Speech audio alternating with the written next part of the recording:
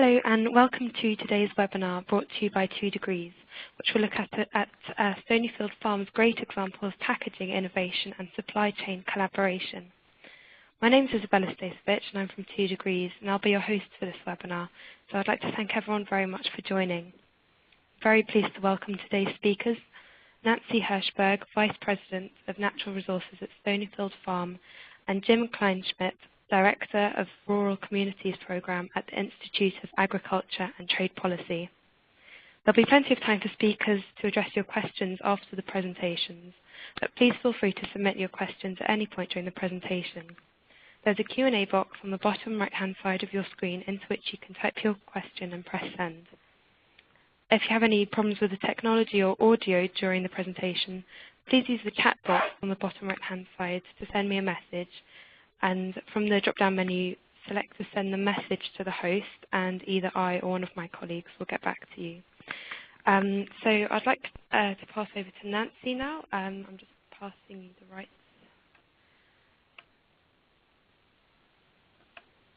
Right, thank you. You got that? Okay. So, Isabel, can you see my screen now? No, I can't actually. Oh, you go to quick start again? Let's see here. Am I supposed to? Quick start and then share desktop. I'm sorry, say that again? Quick start and then share desktop. Quick start and share desktop. Okay, quick start and share my desktop. There we go. Okay. Yeah, brilliant. Okay, there we go. Okay, so you can see it now? Yes. Yep. All right, great. Okay, well, thank you for having us here today. I'm going to be speaking about a packaging change that we made this past October. We launched it. I'm with Stonyfield Farm. We're a yogurt manufacturer in the U.S., the number 3 yogurt brand in the U.S., and the number 1 organic brand globally, organic yogurt.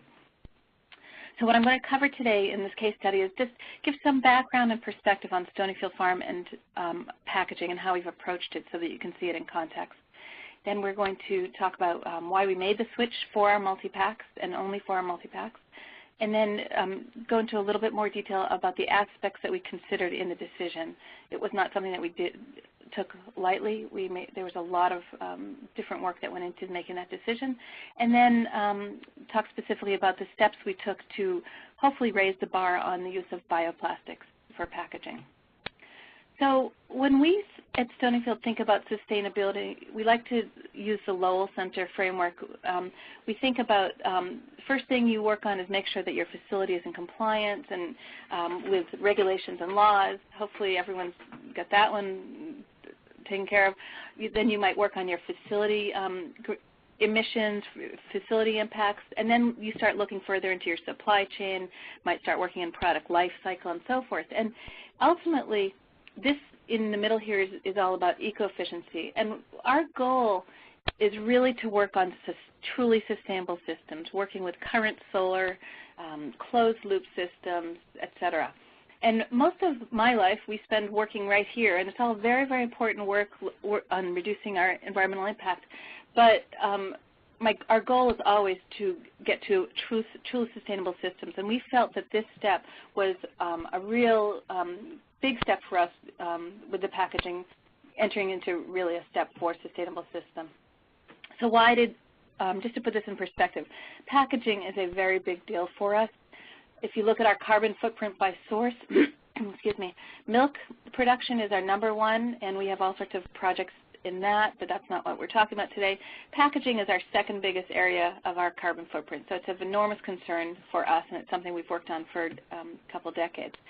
It's also a huge issue for our consumers, and specifically our multi-packs. Our multi-packs, up until we made this change, were made from polystyrene, HIPS, high-impact polystyrene. There's a lot more information these days on polystyrene. We were getting many, many letters from our consumers. Specifically, we were putting a warm-filled baby product into this package, and there's a lot of concern from people about the use of polystyrene, and so and specifically human toxicity issues. So just to give a little perspective, We began our company back in the early 80s in 1983. Back in the 80s, we thought that the most environmentally best package meant that it was a recyclable package. And of course, recycling is important, dealing with end-of-life issues. What we learned, though, in the U.S. at least, is that when you were recycling your what we call number 2 plastic, HDPE, which our plastics were at that time, all HDPE wasn't created equal, and that most of our HDPE, because it was not a blow molded, it was an injection molded wide mouth container, was in fact not being recycled. And when we learned that, we thought, oh my goodness, now what do we do?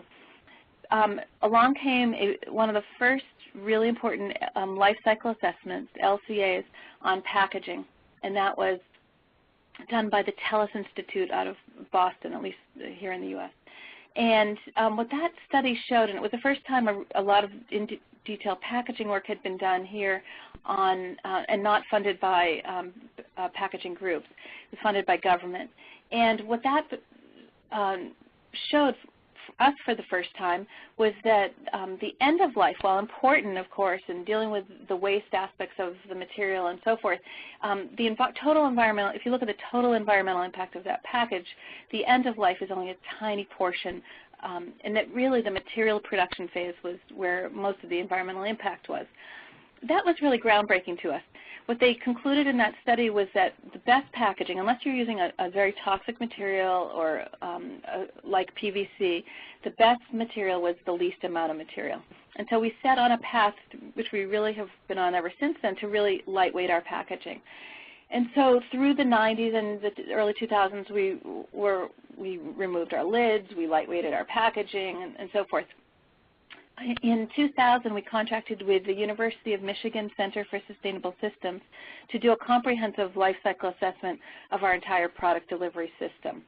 And it really confirmed what the Telus Institute research had said, which was we were at that time only in polypropylene. And it concluded when we compared other plastics, PLA, glass, paper, that the polypropylene was in fact, from a life cycle perspective, one of the best materials that we could be in. So we continued on our path, again, getting rid of lids and so forth, up to the present. Now I should say that back in the early 2000s, we started a new product, which was our Multipacks, which is this product right here. So when we first began this product, it was in polypropylene 6-pack with a 100% recycled content paper wrap. And it became a very popular product. And what we've now, if you think of the Telus Institute work, is that upstream here, the whole life cycle here is the impact. Most consumers think that this and what they do with it is the biggest piece of the impact. But in fact, all along the chain, from petroleum drilling and refining, the resin manufacturer, the cup manufacturer, shipping it to Stonyfield, we manufacture it, ship it to consumers. Every step along the way uses energy, releases emissions, generates waste, et cetera. And so one way that we reduce material with this package, my computer is stuck here, was we switched that packaging over to a form-fill seal. And what that did for us was you still refine, this is a polystyrene base, you still make the resin, you ship it, it's made into, instead of being made into cups, it's made into this roll stock. That roll stock is shipped to Stonyfield. This is a machine at Stonyfield where we form the cup in our factory. So you're dramatically reducing transportation there by not shipping cups and so forth. So with this one change, we were able to go from the pre-2003 injection molded, which was 7.9% packaging per pound of product, to this new package, which was almost half the amount of material, 4.4%.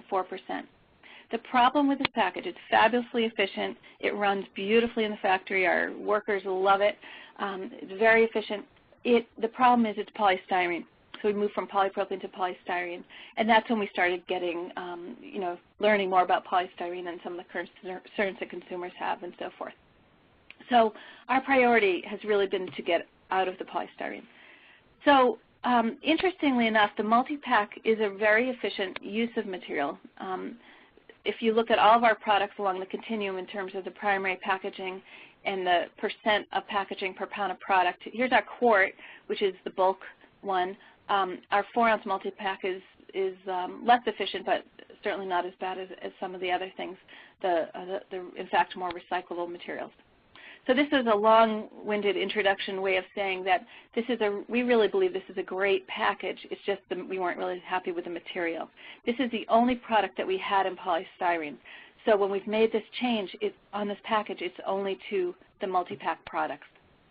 So in October, we announced that we switched our packaging from the polystyrene to this plant-based plastic instead of from traditional petroleum-based raw materials. Excuse me.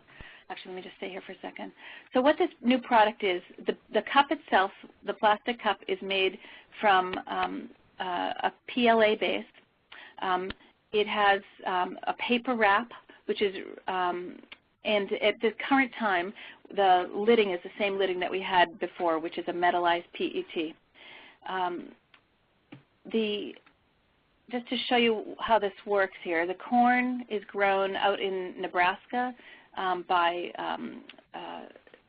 farmers.